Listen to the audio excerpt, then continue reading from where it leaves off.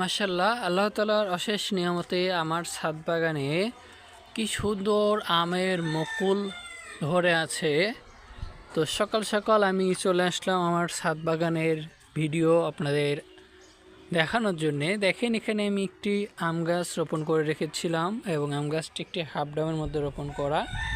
তো এই আম গাছটি আমার ছাদ বাগানে প্রায় 2 বছরের বেশি সময় ধরে আছে। তো এর আগেও আমি এই গাছটিতে আম পেয়েছি, এবছর দ্বিতীয়বার আমি আম পাচ্ছি। তো এই গাছটিকে যখন আমি ক্রয় করে এনেছিলাম, আমি এটি একটি নার্সারি থেকে কিনে এনেছিলাম। এরকম একটি বড় সাইজের গাছই কিনেছিলাম এবং সেই সময় গাছে একটি আম ধরে ছিল। তো সেই নার্সারির মালিক আমাকে বলেন এটা হচ্ছে ভিয়েতনামি 12 মাসি কাটিমন আম। তো আমি জানি না এটা কাটিমন কিনা। তো যাই হোক, তো সেই সময় যে আমটি ধরেছিল, 2টা আম ধরেছিল, এর মধ্যে আনতে আনতেই ছোটো ছোটো কয়েকটা আম ঝরে যায় আর একটা আম শুধু টিকে থাকে।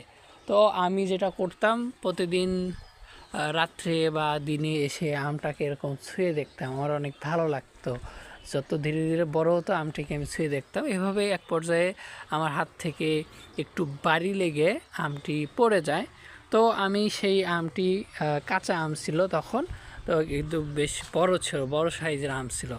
তো আমি সেই কাঁচা অবস্থায় আমটিকে খেয়ে ফেলি এবং খাওয়ার সময় দেখি যে আমটি খুবই টক ছিল। তো মজার ব্যাপার হচ্ছে, পরবর্তীতে যখন এই গাছে নতুন করে মৌসুমের ফুল চলে আসে, মুকুল চলে আসে এবং আম হয়, সেখান থেকে যখন আমি কাঁচা আম খাই, তখন সেই আমগুলো আমি দেখতে পাই সেই আমগুলো অনেক মিষ্টি ছিল, অর্থাৎ কাঁচা মিঠা আমের মতো মিষ্টি ছিল। তখন আমি এটা দেখে খুবই অবাক হয়ে যাই যে আমি প্রথম যখন এই গাছের আম খেলাম তখন দেখলাম আম হচ্ছে একদমই টক, আর এখন আম অনেক মিষ্টি কিভাবে হয়ে গেল।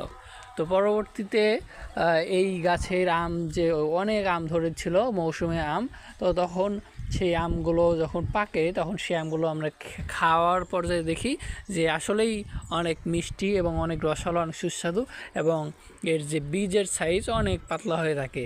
তো হয়তো বা এটা 12 মাসি কাটিমন হতে পারে, কিন্তু এটা শুধু মৌসুমেই এই গাছের ফল আমরা পেয়েছি, কখনো অন্য সময় আমরা পাইনি। এটা আসলে কোন জাতের আম গাছ সেটা আসলে কেউ যদি এর পাতা দেখে, পাতার গঠন দেখে বলতে পারেন, একটু জানাবেন যে এটা আসলে কী জাতের আম গাছ। তো এই আম গাছটি একটি হাফ টবের মধ্যে রোপণ করা। এখন আমি কিছুক্ষণ আগে এই গাছটিতে পানি দিয়েছি। এর পাশে কিছু ড্রাগন